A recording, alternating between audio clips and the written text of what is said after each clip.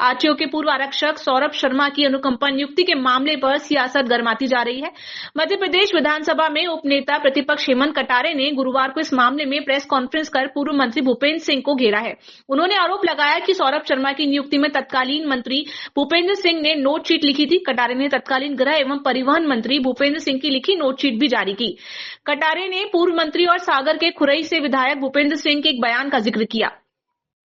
कटारे के आरोपों पर पूर्व गृह मंत्री भूपेंद्र सिंह ने कहा कि मेरे परिवहन मंत्री के रूप में मेरे कार्यकाल में सौरभ शर्मा कभी भी मेरे विधानसभा क्षेत्र के चेक पोस्ट पर पदस्थ नहीं रहा। अगर कभी उसकी पोस्टिंग मालथौन चेक पोस्ट पर रही हो तो हेमंत कटारे उसका आदेश और तारीख बताएं। यदि ये प्रमाणित कर दे तो मैं राजनीति से संन्यास ले लूंगा। मैं हेमंत कटारे जी पर मानहानि का केस करूंगा। Bureau report, Bhopal. मुझे जानकारी मिली है कि कांग्रेस के विधायक हेमंत कटारे जी के द्वारा ये जो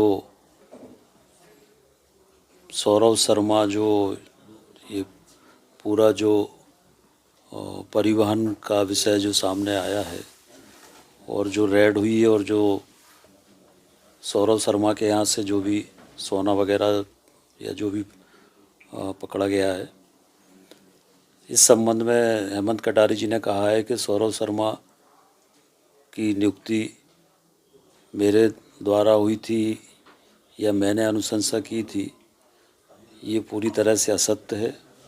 मैं पहले भी इस बात को कह चुका हूँ कि वो एक भी ऐसी नोट शीट दिखा दें कि जिसमें मैंने सौरभ शर्मा की नियुक्ति की अनुशंसा की हो या अनुमोदन किया हो या सहानुभूतिपूर्वक विचार करने के लिए लिखा हो।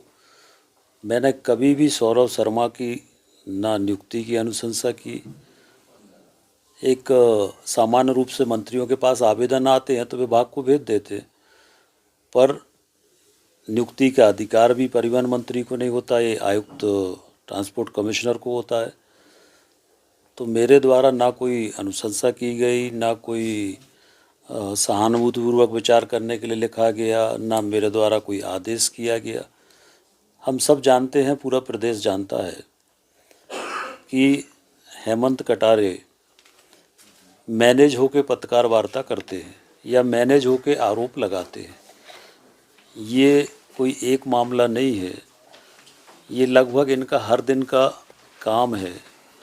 विधानसभा में अगर हम देखें तो विधानसभा में ये प्रश्न लगाते हैं, ध्यानाकर्षण लगाते हैं और उसके बाद फिर मैनेज होके उसी के पक्ष में पत्र लिखते हैं, उसी के समर्थन में पत्र लिखते, उसके बाद उस बारे में नहीं बोलते, उसके बाद उसकी कार्रवाई के बारे में कभी नहीं बोलते।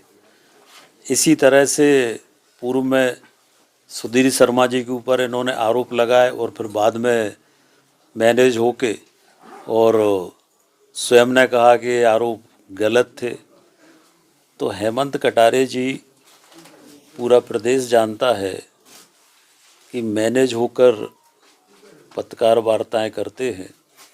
जब इस मामले में ये जो रेड हुई है, जब सारी जांच एजेंसियां जांच कर रही हैं, इनकम टैक्स भी जांच कर रहा है, ईडी भी जांच कर रही है, लोकायुक्त भी जांच कर रहा है, जब सारी जांच एजेंसियां जांच कर रही है तो क्या पत्रकार वार्ता करके जांच एजेंसियों को प्रभावित करने का प्रयास है? क्या जो असली आरोपी है उनको बचाने का प्रयास है? क्या उनको बचाने के लिए ये सारा जो मामला है वो डाइवर्ट करने का प्रयास हो रहा है?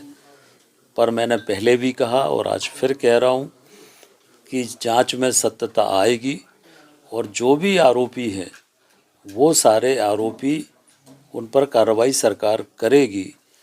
जहाँ तक हेमंत कटारे जी का सवाल है, ये स्वयं 376 के आरोपी रहे हैं और 376 एक महिला पत्रकार की तरफ से ये केस रजिस्टर्ड हुआ था और उस केस में मुझे मालूम है कि उस एफएसएल के माध्यम से वो जो पॉजिटिव रिपोर्ट थी रेप की, उसको किस तरह से नेगेटिव किया गया, वो पूरी कहानी मुझे पता है। वो भी मैं सामने लाऊंगा कि कैसे वो नेगेटिव रिपोर्ट हुई। इसकी पुनः जांच के लिए भी मैं लिखूंगा। और हेमंत कटारे जी की भोपाल में आज अनेक प्रॉपर्टी हैं, अनेक संपत्ति है, ये कहाँ से आई? हेमंत कटारे जी का जो ISBT पर पेट्रोल पंप है, उस पेट्रोल पंप के आजू बाजू में जो झुग्गी झोपड़ियाँ हैं, उन झुग्गी झोपड़ियों में इनके भाई योगेश कटारे के संरक्षण में गांजा बेचा जा रहा है, ब्राउन शुगर बेची जा रही है, तमाम तरह के नशीले पदार्थ बेचे जा रहे हैं। इनके खुद भाई के ऊपर, योगेश कटारे के ऊपर 35 आपराधिक प्रकरण हैं। और ये चुनाव के समय भी भिंड में कैसे चुनाव जीते ये भी मुझे मालूम है। भोपाल से अपराधियों को ले जाकर बूथ कैप्चरिंग करके ये इन्होंने चुनाव जीता। तो वो पूरे समय भोपाल में रहकर और मैनेज होकर इसी तरह से लोगों पर आरोप लगाते हैं, पर मैं उनको मैनेज करने वाला नहीं हूँ। मेरा राजनीतिक जीवन खुली किताब की तरह है। और उन्होंने कहा कि सौरभ शर्मा की नियुक्ति मालथौन चेक पोस्ट पर मेरे समय में हुई थी। मेरे समय में सौरभ शर्मा की ना केवल मालथौन चेक पोस्ट, किसी भी चेक पोस्ट पर नियुक्ति नहीं हुई।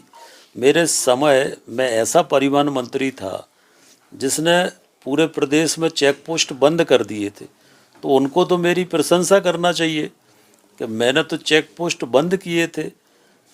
तो वो तो उल्टा प्रशंसा करने की जगह आरोप लगा रहे हैं। तो ये सब किसके कहने पे कर रहे हैं, क्यों कर रहे हैं, ये सब जानते हैं। और ये पूरी तरह से एक असली आरोपियों को बचाने के लिए मामले को डाइवर्ट करने की कोशिश हो रही है। और हेमंत कटारे जी से मुझे प्रमाण पत्र लेने की ज़रूरत नहीं है। शायद उनको मेरे पारिवारिक इतिहास की जानकारी नहीं है, मेरी पैतृक संपत्ति की जानकारी शायद उनको नहीं है, और इसलिए उनने इस तरह की बात की। हमारे पिताजी ने 25 एकड़ ज़मीन जिसकी कीमत 500 करोड़ है मंदिर के लिए दान दी है। तो जिसके पिता 25 एकड़ मंदिर के लिए दान 500 करोड़ की ज़मीन दे रहे हैं, वो क्या ऐसे ये इस तरह की गंदगी करेगा क्या? तो ये पूरी तरह से मैनेज होकर ये पत्रकार वार्ता की है। हम इसकी खिलाफ मानहानि भी करेंगे। और ये क्यों हो रहा है, इसके पीछे कौन है, ये सबको मालूम है। और कैसे कैसे मैनेज होते हैं ये भी मुझे पता है।